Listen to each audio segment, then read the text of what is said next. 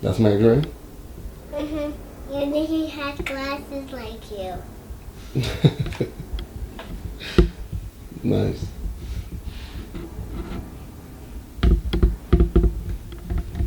What's your favorite song, Mama? There's a question of my love. Yeah, that's your favorite one right now? That's a good Nice. one, huh? There's a question of my love. You got it. Come along to everyone. On to you. There's a question of my love. You got it. Come along to anyone. On to you. Good job. Good job, Mama. I don't tell her to do this either. That's all her. That's dope. I didn't even. I don't even play the song. Like, that's the funny thing. It was just on MTV one day, and she just started singing it. Really? Yeah. Did you tell her it was your song? Yeah. She didn't like it when I first played it for her, like in the car when it first came out. She's like, "Daddy, I don't like this." Okay, so for me, if you could, tell people who you are and what you do. Jake One, producer from Seattle, Washington. Okay. Keyboard player for Tuxedo. Mama. Really? And who Put is the baby this? in my Who do face? you have with you? This is my daughter, Momo. Hi, She's, Momo. how old are you now? 4. 4 years old. Nice. Okay. First question I want to ask you is about Tuxedo. What gave you the inspiration? What was the inspiration behind doing the album? Why this type of album? Because it's a little bit different than some of the work Yeah. you've done previously. Honestly, it was something I started messing around with probably like 2007 or 8. I got more into like playing keyboards and just learning music theory and stuff like that. And like funk was just something I grew up around. It's like, to me, it's the music of my childhood. Like when I was a kid in the valley, that's what was the music, Cameo and stuff like that, early 80s rap. So that was, it's always just going to be like probably my favorite music because of that. It's just the first thing I was ever exposed to. And when I met Mayer, it was like I finally found the person. He was into it just as much as I was. And for whatever reason, and maybe he just loves it so much, he's just really good at making an authentic version of it. And it's not like, it's so easy to make that stuff corny. And, Right. We're really serious about not doing that.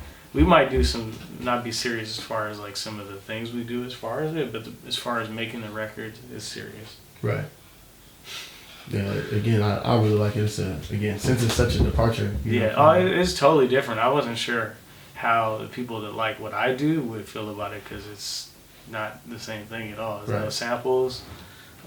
It's all fast. It's dance music. Like it's. I think with it, we were trying to make something to combine the early 80s stuff in G-Funk. Because, they kind of go together, but I don't think anybody had quite done it that way. Right. So... Mama, shh, gotta be quiet, okay? Oh, she's good. So you work with a ton of big names, and had the honor, of being amongst, the elite producers, elite rappers and stuff like that. What are some of your favorite moments, like in working with some of those people? Not necessarily who, like just the moment itself. Like what are some of the probably. I can think back to the first time I got on like a big record, which was G-Unit's first album. So just at that time I was like, man, I gotta get on something that's everywhere. Right. So I got on that record. I went to the store on my break at work and bought it. My name was in there, and then I joined whatever triple platinum or something. So I was just like, wow, 3 million people heard something I did in my room. Like, that's crazy. Right. Since then it's been a ton of crazy things that have happened for me. And honestly, it's like some things, it all becomes status quo after a while because after you've done it, it's not as exciting anymore. Right. Definitely Three Kings was a big deal. Just to be in New York when that dropped and hear it playing out of every car was definitely crazy. trying to think of some other ones. I mean, this Wale Usher song was the first one I had on radio, where I would, wherever city I went, I heard it playing. Right. And it's a big record. That was a good record. That was, I wanted to do that for a minute, and I didn't really necessarily set about to do it. That's just something I had a goal of like doing. Like, I want a record that regular people know, not just rap fans, right? What are some of your goals as a producer, as an artist, really?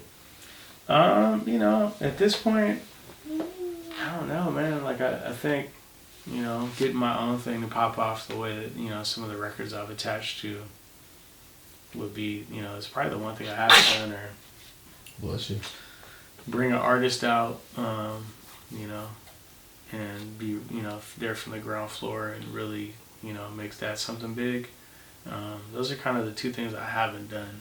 Mm-hmm. And at this point, I'm all about trying to do things I haven't done, because, I've been at it so long, it just all gets it just becomes the same thing after a while. Like, I just haven't even felt like making beats recently because I'm just bored with it, Right. So it's like always trying to find something new to entertain myself, at least, where it's like, I know if it's exciting to me, then it'll be exciting to, the public.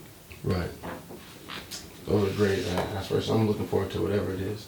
To touch back on white men music, and how big that was, especially for Seattle, obviously, put your name out there. Do you think that we'll ever see something like that from you with like another Seattle collective? Because obviously it's a new generation of artists. Yeah.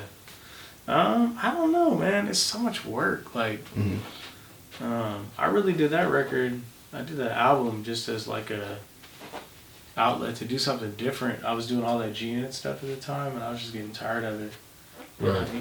They weren't gonna rap on every kind of beat I wanted to make, so I had all this other music, and I'm an underground guy at heart, so I just wanted to do more of that, and that's really what I put together. So I wanted to spotlight some people from the city. I'm also as pro Seattle I am, I'm not just gonna give somebody a look just because they're from here. Like, of course. To me that's stupid.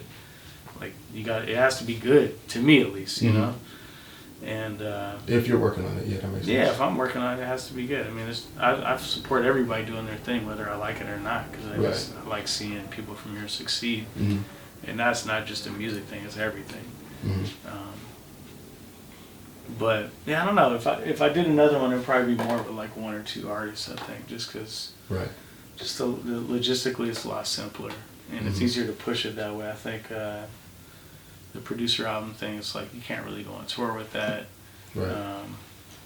It's just a lot of hang-ups you have. And, to me that album was, more successful than I even thought it was going to be. We sold a good amount of records and it got everywhere. So it definitely served its purpose, but, there were some things I just couldn't do because I can't assemble 50 people for a show. Right.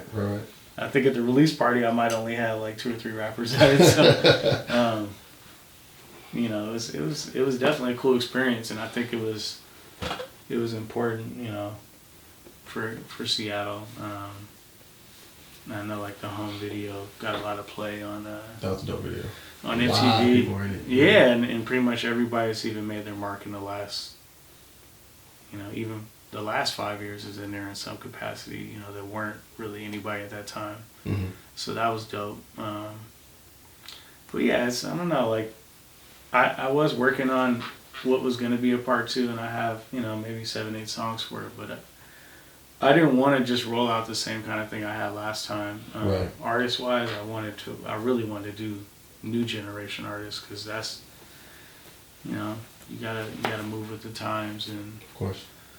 It's really, it's hard when, some of our classic rappers are, they literally have thousands of features. Right. And it's like, at a certain point, what do you really have to say? You know what I mean? What is my song with so-and-so artist going to be any different than the 900 ones they already did, right? Right. I mean, my beat might be better, or, might be something I like better, but, I think that kind of killed that style off to me too. It just being so commonplace. Yeah, and when I did it, it wasn't. Like people weren't necessarily. I'm not putting the hat on, really? Okay.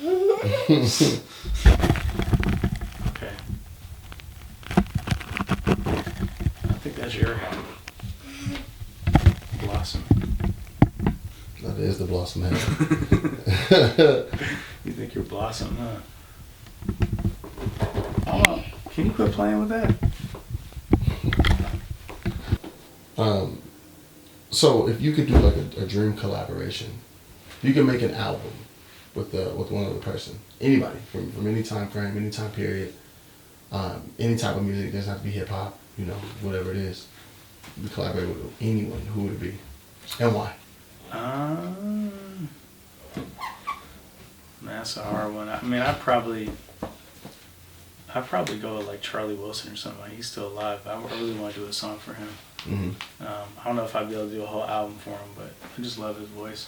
Yeah. So, and the thing is, he sounds good on hip hop stuff and the funk stuff. So That's dope. I think he would be the one right now. But there's a million people I would love to do stuff with.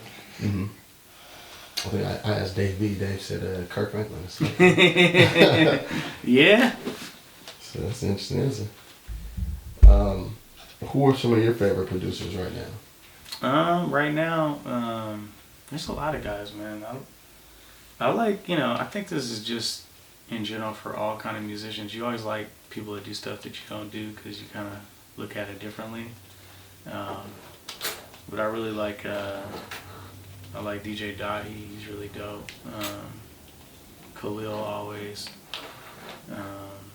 Trying to think of who else. 808 Mafia got some shit. I've been working with them on stuff, and they just make my shit sound young. Who else? Cardo. I got some joints with Cardo. It's really dope. Cardo's filthy. I like Cardo a lot. Yeah, I love Cardo shit. There's a lot, man. There's a lot of dudes that make tracks that I like.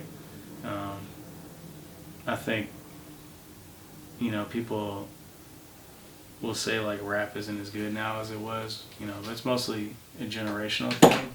But I think production-wise, the techniques these guys are doing is destroying what guys are doing in the past. Just the degree of difficulty. Right. And the computer programs kind of aid some of that and makes it a little easier. But just on the technical level, it's just some amazing shit being done. Mm-hmm. Okay. I don't think I have any more questions for you, bro.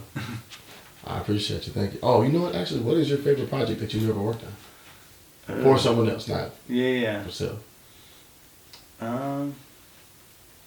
That's a hard one, man, because no matter what I say, somebody's going to be mad about it. Right.